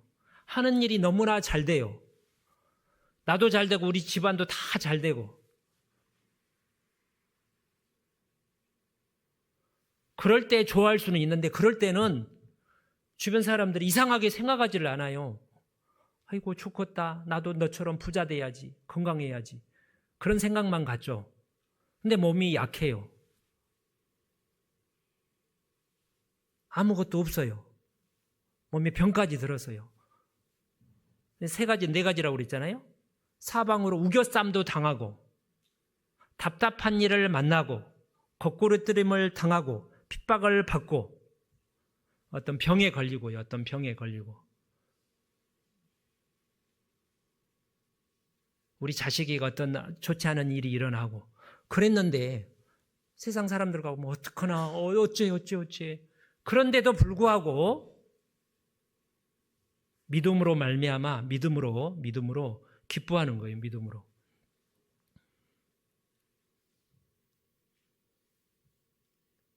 바로 그때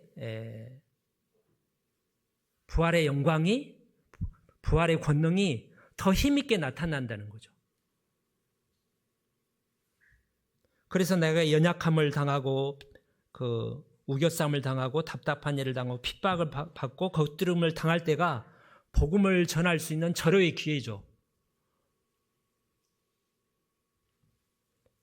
하나님은 아주 정확하셔가지고 나에게 필요할 때 적절한 고난을, 시련을 허락하시는 거예요. 감당할 시험을 주신다고 하셨으니까.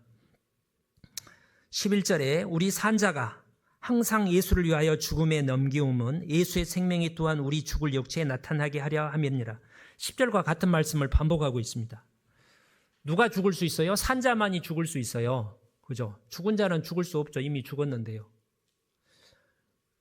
레위기 1장부터 쭉 그 번제, 소제, 화목제, 속죄제, 속건제 많은 제사가 있는데 죽은 것을 하나님께 드리는 건 아무것도 없어요. 생축을, 살아있는 소, 송아지, 양, 염소, 살아있는 것을 하나님 그 제단 앞에 와서 거기서 목을 따서 비둘기는 날갯을 찢어가지고 목을 비틀어가지고 날개를 찢어가지고 하나님께 드리죠. 향기로운 제물로. 살아있는, 우리가 살았잖아요. 우리 영혼이 살았어요. 근데 우리 육신은 그것을 거부합니다. 그래서 우리 육신을 부인하는 거예요. 십자가에 못 박는 거죠. 12절, 그런즉 사망은 너희 안에서 역사하고 생명은 너희 안에서 하느니라. 여기 너희가 어디예요? 사망은 바울사는 날마다 죽고 복음을 위한, 교회를 위한 무수한 고난을 당하는데 그 결과로 새로운 영혼들이 계속 태어나더라는 거예요. 고린도 교회가 탄생이 됐고 지금도 성장하고 있고. 제가 가끔씩 얘기하죠. 제가 그 멕시코에 있을 때 귀국하기 한 3년 전에 저희 어머님이 고관절로 쓰러져 가지고 이제 뭐 누군가 보살펴야 되는데 보살필 사람도 없을 때 제가 엄청 갈등했습니다. 이게 가야 되나 말아야 되나. 근데 그때 제가 오아고 온 지 1년인가 2년째 돼가지고 이제 막 몇 명, 한 10여 명이 있었는데 두고 갈 수는 없어서 굉장히 고민을 했었는데 그때가 이제 이번 지금 충계 수양회였을 거예요. 해외에서는 충계 수양회가 하계 수양회입니다. 그때 가장 많이 쉬거든요. 그때 제 오아고 교회 가장 많이 갔었던 것 같아요. 레띠로라고 그러는데 하계 수양회에 가장 많이 가가지고 제가 침례 받는 모습을 봤어요. 침례를. 한국에서 저희 어머니는 아파가지고 끙끙 앓고 언제 오냐 울고 있는데 저는 갈 수는 없고 마음은 아픈데 여기서 많이 구원받아서 침례 받는 모습 보고 제가 그때 이 말씀을 기억을 했어요. 사망은 우리 어머니와 내 안에서 하고 생명은 이 여호와과 성도들에게 나타나는구나. 13절, 기록한 바 내가 믿는 거로 말하였다 함과 같이 우리가 같은 믿음의 마음을 가졌으니 우리도 믿는 거로 또한 말하노라. 자, 기록한 바라는 것은 구약 성경을 가리킵니다. 따라서 해보시죠. 내가 믿는 거로 말하였다. 우리는 믿으니까 말하죠. 예수 하나님이 계시다고. 하나님은 사랑이시다고. 하나님은 당신을 독생자를 아끼지 않고 십자가에 내어줄 것처럼 사랑한다고. 사실이니까 믿으니까 천국이 있고 영원한 구원이 있으니 영광이 있으니까 우리가 믿으니까 말하잖아요. 근데 그걸 당연히 말하는데 이 상황을 자 이걸 또 붙잡고 시편 66편을 보겠습니다.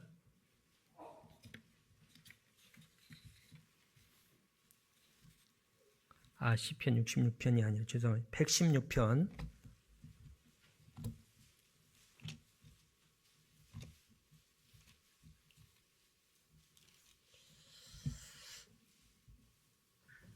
(10절)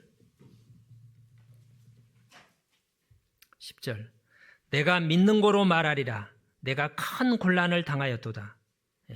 이거를 아까 고린도후서 4장에서 바울 사도가 인용을 하면서 얘기했던 거예요.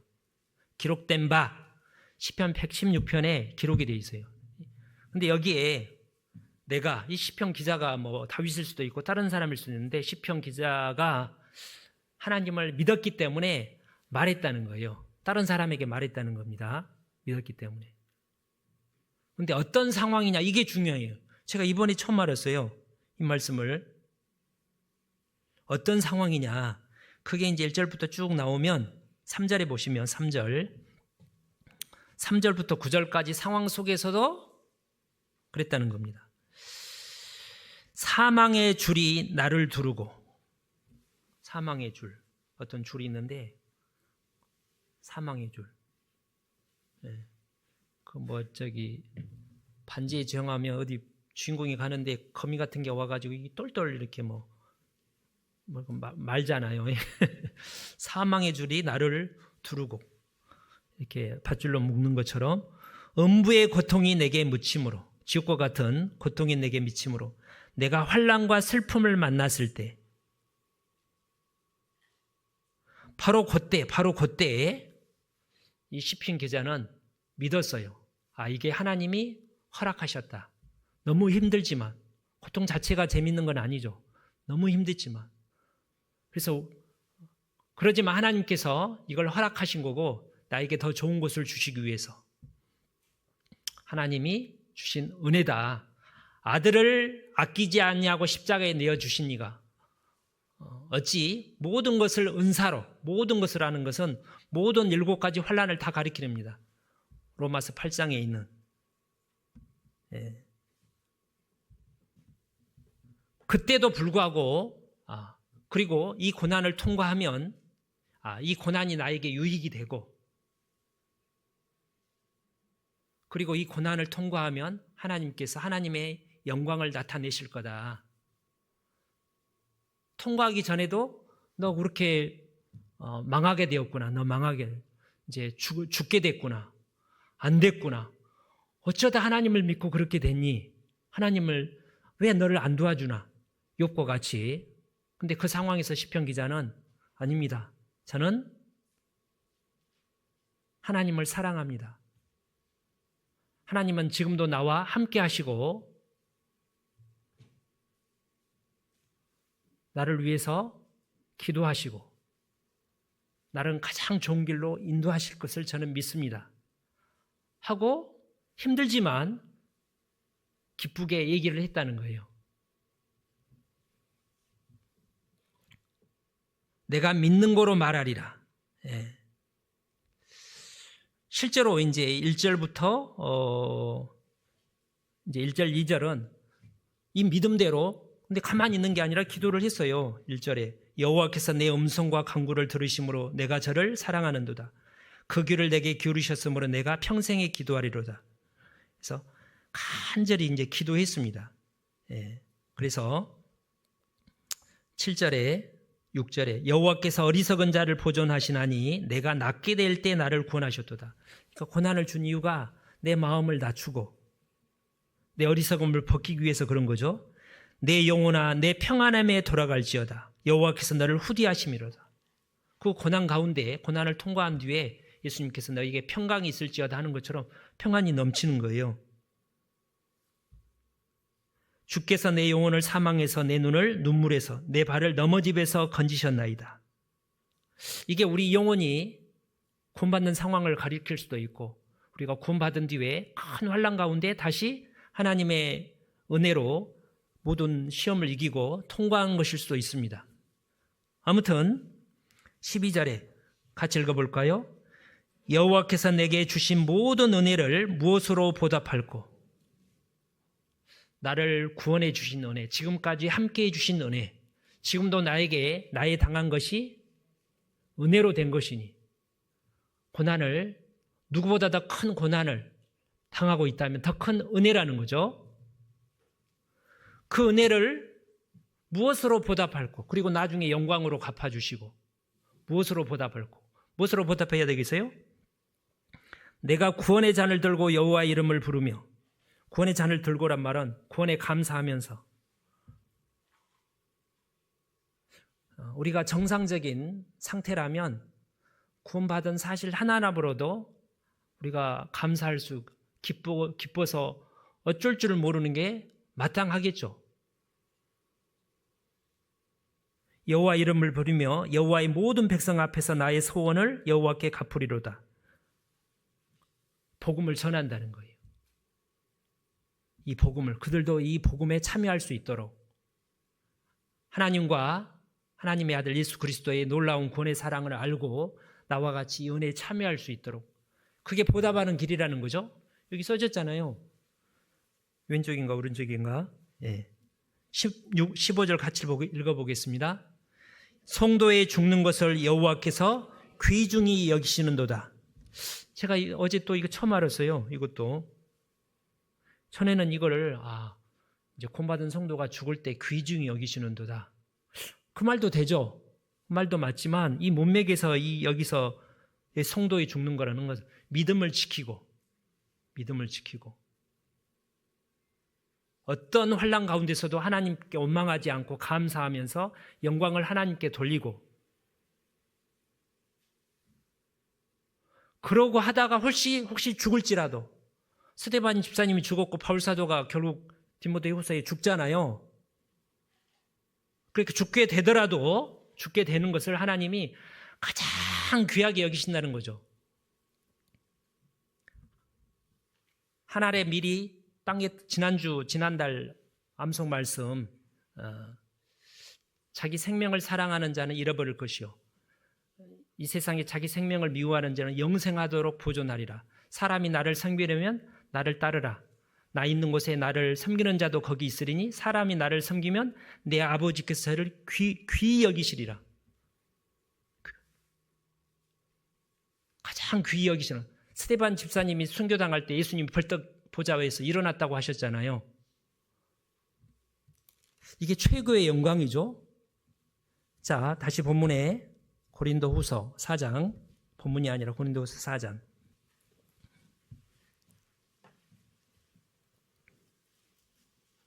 13절, 기록한 바 내가 믿는 거로 말하였다 한 것 같이, 시편의 기자가 그렇게 말했는데, 그런 것처럼 우리가 같은 믿음을 가졌으니, 나도, 이 자리에 있는 우리 전주 부부의 모든 형제 자매들도 구원의 믿음을 가졌으니, 하나님은 전능하시고 나를 죽기까지 사랑하시고 영원토록 함께 하시고 나에게 더 큰 영광을 주기를, 나를 구원하기를 바라는 것처럼 더 큰 영광을 주기를 원하시는 하나님에 대한 믿음을 가졌으니 우리도 믿는 거로 말하노라. 믿는 거로 말한단 말은 7절부터 9절 같은 상황 속에서도 우리는 복음을 전한다는 거예요. 바로 그때가 가장 복음을 전할 수 있는 절호의 기회라는 거죠. 편안할 때, 아무 일 없을 때, 일이 잘 나갈 때, 그때보다 답답하고 거꾸로뜸을 당하고 사방으로 울겨쌈을 당하고 연약할 때, 바로 그때, 어쩌면 죽어갈 때, 바로 그때 내가 믿음으로 하나님을 찬양하고 감사하고 스데반 집사님처럼 그렇게 할 수 있다면 우리가 부활의 권능을 체험하는 겁니다. 14절에 주 예수를 다시 살리시니가 예수와 함께 우리도 다시 살리사. 그냥 살리는 게 아니라 예수님이 영광 중에 다시 살리시는 거예요. 너희와 함께 그 앞에, 여기는 하나님 성부, 너희와 함께 그 앞에, 함께 하나님 성부 하나님 앞에 예수님이 서고 고린도 성도들이 함께 해가지고 하나님 앞에 곁에 영광 가운데 서기를 아노니, 모든 것을 너희를 위하여 하는 것은, 자, 모든 것을 누구를 위해서 했다고요? 예수님을 위해서 했다고 그랬어요? 너희를 위해서 했다고 그랬어요? 네. 교회를 위해서, 고린도 교회를 위해서. 에베소서하고 골로새서, 교회는 머리 대신 예수님의 몸이잖아요. 네. 그리스도 안에서와 그리스도 교회 안에서 그의 영광이 영원토록 충만하기를 원하노라. 아멘. 그래서 주님을 위해서 고난받는 게, 교회를 위해서 고난받는 게 주님을 위해서 고난받는 거예요. 그래서 고린도후서 11장에 고린도 교회를 위해서, 그들을 위해서 바울 사도는 모든 고난을 받았다고 되어 있어요. 예수님을 위한 고난이 골로새 1장 24절에 그리스도의 남은 고난을 그의 몸된 교회를 위하여 내 육체에 채워내라. 기뻐하면서. 이게 믿음이에요. 믿음. 예수님이 사람으로 오셨습니다. 비밀입니다. 그분이 죽고 부활하셨어요. 그리고 믿고 예수님이 우리 안에 들어오셨어요. 우리 개인적으로 내주하시는. 그리고 우리 교회 안에 예수님이 계셔요. 몸된 교회 가운데. 그게 비밀이죠. 에베소서 3장에 그렇게 돼 있어요. 창세 전부터, 영원 전부터 교회를 통해서 모든 하나님의 신령한 복을, 예수님이 받으신 복을 교회를 통해서 주시고자 하는 게 하나님의 뜻이셨어요. 이게 창세 전에 예정된 거예요. 천사들도 살펴보기를 원하는 거예요. 이게 하나님의 경륜이랍니다. 그렇게 하셨어요, 하나님께서. 예수님을 사랑하기 때문에 나는 예수님을 순종할 거다. 참 좋은 믿음이죠. 나는 교회가 예수님의 몸이고 예수님의 신부라는 걸 알기 때문에 교회를 위해서 내 모든 것을, 유익한 모든 것을 나는 버리겠다. 교회와 함께 고난받겠다. 교회를 위해서 죽겠다. 그게 믿음 있는 사람의 고백인 겁니다. 모든 것을 너희를 위하여 하는 것은 은혜가 많은 사람의 감사함으로 말미암아 더하여 넘쳐서 하나님께 영광을 돌리게 하려 함이라. 은혜가 더 많은 사람들을 통해 계속해서 복음 구원받아서 확장이 될 때 하나님께 감사가 넘치게 되고 하나님께 영광이 된다는 거예요. 16절, 그러므로 우리가 낙심하지 아니하노니 겉사람은 후패하나 우리 속은 날로 새롭도다.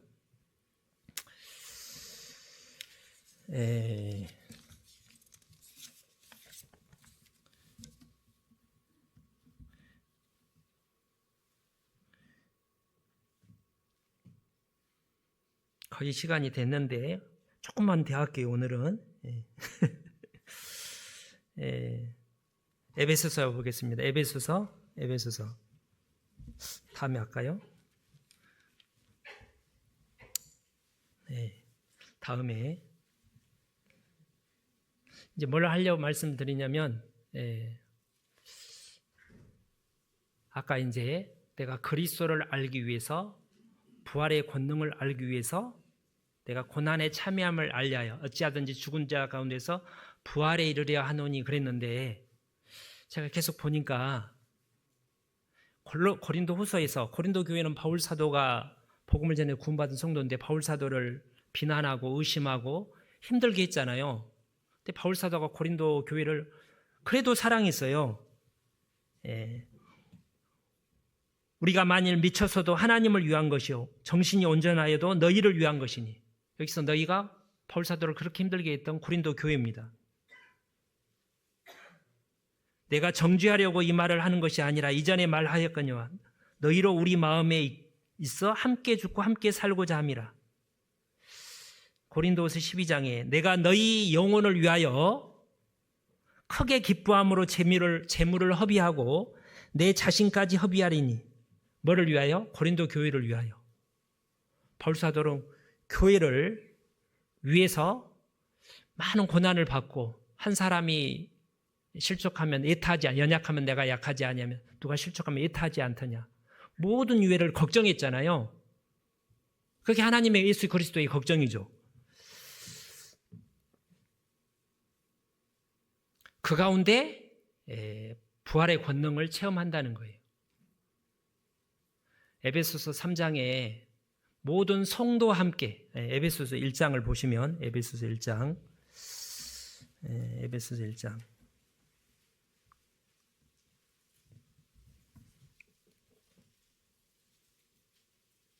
19절, 그의 힘의 강력으로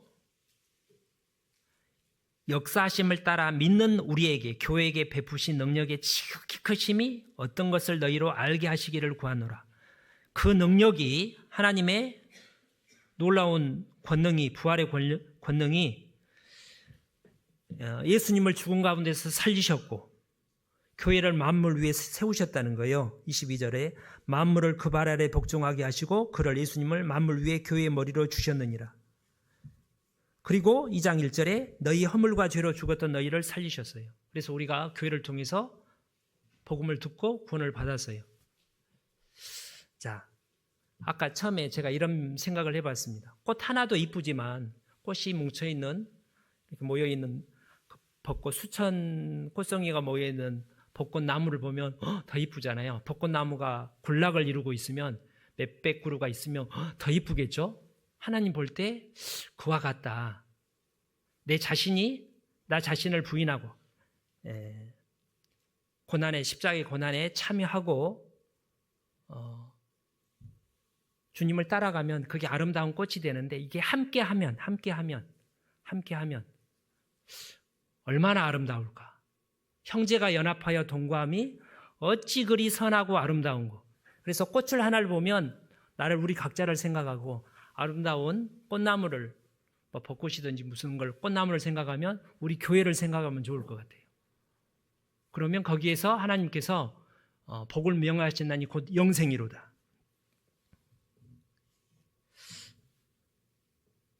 우리 소식지 한번 보시죠. 소식지. 자, 소식지 보세요. 2026년 목표 있죠. 표대 말씀. 3달 전입니다. 이제 3달 전에. 제가 첫 번째 올해 첫 번째 주일 말씀을 이걸로 했던 걸로 기억이 되는데, 그죠? 같이 읽어볼까요? 저희가 사도의 가르침을 받아 서로 교제하며 떡을 떼며 기도하기를 전혀 힘쓰니라. 제가 마지막으로 이 말씀을 드리고 마치겠습니다. 초대교회 성도들이 많았는데 날마다 사도의 가르침을 받아 듣고 서로 모여서 교제하고, 날마다 모였다고 그랬죠? 날마다 모였어요. 그리고 교제했어요. 그리고 하나님을 찬미했어요. 그리고 함께 기도했어요. 그러니까 구원받는 사람을 날마다 더하게 하셨대요. 그들은 그러면 할 일이 없어서, 할 일이 없는데 우리가 모일까? 할 일이 없어서 모였겠어요? 당시 대다수가 이렇게 이제 노예들이었다고 그래요. 어떤 귀족들보다는, 극히 일부가 뭐 귀족일 수는 있지만 대다수가 이제 어떤 경제적으로 가난한 분들, 그런 사람들이 모이기를 힘썼어요. 어제 어떤 한 형제님께서 어제 우리 토요일 날 봉사의 족구 교제가 있었는데 어떤 형제님이 그러시더라고요. 다음에는 한 분씩 더 모셔오자. 운동하는 목적도 있지만 운동하려고 운동을 하는 게 아니라 함께 하기 위해서 밥을 때 그냥 집에서 먹으면 되잖아요. 돈도 안 들고. 저는 떡 하나 먹으면 딱 그만인데 왜 같이 밥 먹으러 가요? 같이 교제하려고. 근데 운동을 이제 봉사 형제님들 운동을 못 하시는 분도 있잖아요. 우리 봉사회장님도, 우리 봉사회장 시집사님도 잘 이렇게 무릎이 안 좋으셔서 이렇게 이제 족구를 잘 못 하셔요. 근데도 참여를 왜 할까요? 재미가 없겠죠, 별로.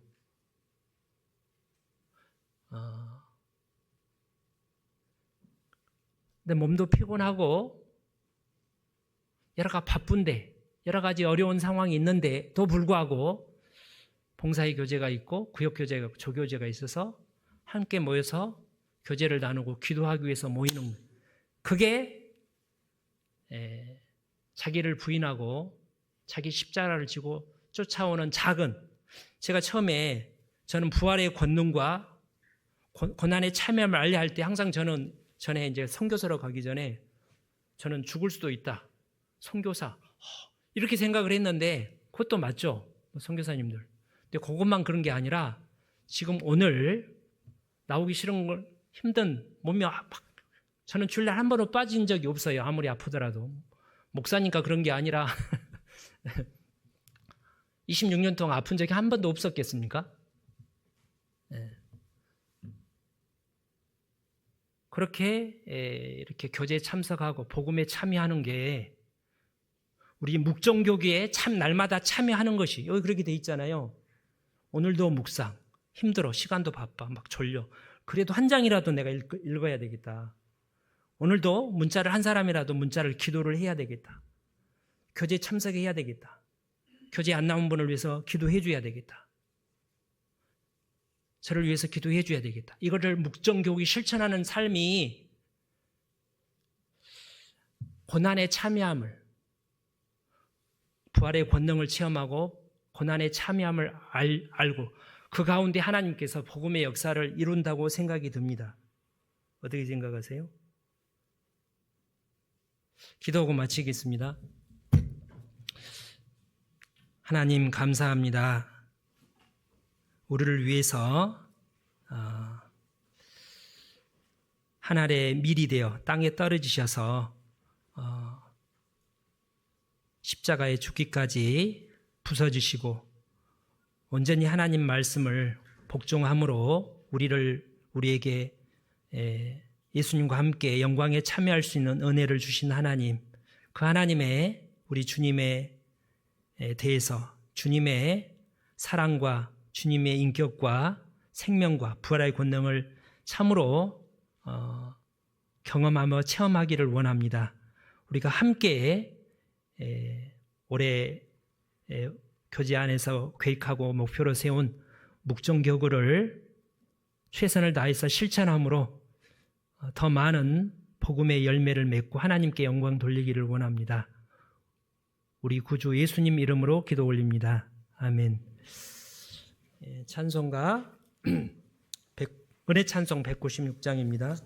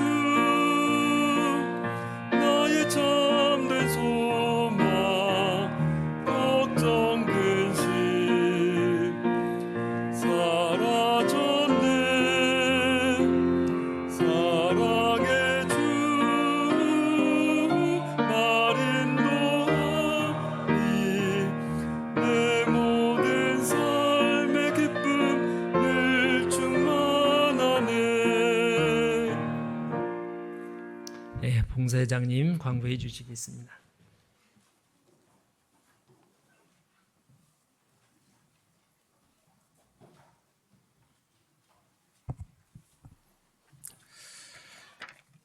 한약을 다시 다리면 뭐라고 해요? 죄탕이라고 하죠. 예, 죄탕에서 한약을 또 마십니다. 아까 우리 그 암송 담당하신 분이 꽃보다 아름답습니다. 라고 했는데, 정말 우리 형제자매님들이 꽃보다 아름답습니다. 박수 안 치시네요. 박수 받기 위한 게 아니라 정말로 꽃보다 아름다운 그런 계절에 꽃보다 아름다운 우리 형제자매님들을 만나니까 더욱 기쁩니다. 광고하겠습니다. 다음 주 4월 17일부터 4월 19일까지 춘계 수양회가 갈릴리 수양관에서 2박 3일 동안 진행됩니다. 저희 교회에서 많은 분들이 접수해 주셨고요. 또한 새로운 영혼들이 이렇게 참석합니다. 꼭 구원받을 수 있도록 같이 합심 기도해 주셨으면 좋겠습니다. 간지가 추가로 이게 발행했습니다. 그래서 먼저 오신 분들, 간지 받으신 분들, 낮 집회, 오전 집회 기도 명단만 받으셨을 건데요. 혹시 못 받으신 분은 춘계 수양에 참석하시는 우리 새참자들을 위해서 다시 간지 받으시고 합심기도 동참해 주셨으면 감사하겠습니다. 아직까지 또한 접수 못 하신 분은 현장 접수도 가능합니다. 그래서 춘계 수양에 많이 참석해 주셔서 전도할 수 있는 기회로 삼으셨으면 좋겠습니다. 감사하겠습니다. 또 오전 현대자동차 집회가 4월 13일부터 16일 날까지 춘계 수양회 앞전에 진행됩니다. 전주교회 나도성 전도사님 인도로 오후 4시부터 6시 30분까지 진행됩니다. 6시 30분입니다. 현대자동차 집회를 위해서도 기도해 주시고요. 혹시나 현대자동차 집회 기간 동안에 전도하실 분들 계시면 기도 명단 올려주셔서 같이 기도해 주셨으면 감사하겠습니다. 오전 집회합니다. 4월 27일부터 5월 1일까지 오전에 집회가 진행됩니다. 오전 10시부터 12시 반까지 진행될 건데요. 혹시 오전 집회 또한 전도하시는 분들 많으실 거라고 생각합니다. 그래서 기도 명단 올라와 있는데 그 기도 명단 같이 합심 기도해 주시고요. 제 생각으로는 집회를 한 달에 한 번씩 들었으면 좋겠어요. 근데 우리 은장의 어르신들이 밤에 이렇게 우리의 대집회가 저녁에 집회가 되다 보니까 은장의 어르신들이 잘 못 나오시고 그러셔서 못 들으시는데 오전 집회도 우리 은장의 어르신들 전원 다 들어주셨으면 좋겠습니다. 하여튼 오전 집회 4월 27일부터 5월 2일까지 진행됩니다. 오전 집회도 많이 전도해 주시고 같이 기도해 주셨으면 감사하겠습니다. 또한 1교구 집회가 5월 11일부터 5월 15일까지 있습니다. 이를 위해서도 같이 기도해 주셨으면 감사하겠습니다. 모임 안내입니다. 오늘은 디모데 학교 기도 말씀이 있습니다. 오늘은 해별 모임이 있겠습니다. 그리고 해별 모임 끝난 후에 2시 40분에 전체 임원 모임 있겠습니다. 임원 되시는 형제자매들 전원 참석해 주셨으면 감사하겠습니다. 화요일 날은 어머니 임원 모임이 있습니다. 또한 13구 구역 모임이 화요일 날 있습니다. 이관숙 자매님께서 있겠네요. 목요일 날은 12족 모임이 있겠습니다. 이종미 자매님께서 있겠습니다. 그리고 금요일 날 4월 10일 날은 21구역 구역 모임이 있습니다. 최은희 자매님께서 있겠습니다. 또한 토요일 날은 청년의 모임이 있습니다. 성도 소식입니다. 15구역에서 교제하는 우리 황병열 어르신이 고관절 수술 후에 삼리 하나 정형외과 306호에 입원 중입니다. 빨리 개최하실 수 있도록 기도해 주셨으면 감사하겠습니다. 또한 지난 급박하게 주일날 이렇게 기도 부탁 올렸습니다. 우리 신혜린 자매님이 전주 한별 여성병원에서 퇴원하신 후에 지금 통원 치료 중에 있답니다. 빨리 개최할 수 있도록 또한 기도해 주셨으면 감사하겠습니다. 봄입니다. 이사 시즌인 것 같습니다. 이사가 많습니다. 우리 11구역 전지우 형제님께서 이사하셨습니다. 렉시안으로 이사했네요. 렉시안 백이동 304호로 이사했습니다. 23구역 정경미 자민 가정도 이사했네요. 익산시 국가 식품로 13길 왕궁 푸르지오 105동 203호로 이사하셨네요. 우리 최연희 자매님도 이사하셨네요. 덕진 쪼끄름로 4길 39번으로 이사하였습니다. 하여튼 이사가 많습니다. 광고는 이상 마치겠는데 아까 목사님이 말씀해 주시지 2026년도 목표를 아마 우리가 1월 그때 첫 주 말씀 때 이렇게 들으신 것 같습니다. 근데 항상 우리가 구호를 외칠 때 너무 미약하다고 이런 말씀을 많이 듣습니다. 그래서 저희가 한번 표대 말씀 같이 해보도록 하겠습니다. 표대 말씀 같이 읽어보도록 하겠습니다. 소식지 뒤편에 보면 표대 말씀이 있습니다. 모르신 분들은 소식지 참조해 주셨으면 감사하겠습니다. 저희가 사도의 가르침을 받아 서로 교제하며 떡을 떼며 기도하기를 전혀 힘쓰니라. 예, 올해 표대 말씀입니다. 그리고 우리 심찬 구호를 한번 외우실 건데요. 이 마음으로 생각하고 오늘도 최선의 신앙으로 한번 해보겠다, 그런 마음으로 구호를 내쳐주셨으면 감사하겠습니다. 오늘도 함께 최선의 신앙으로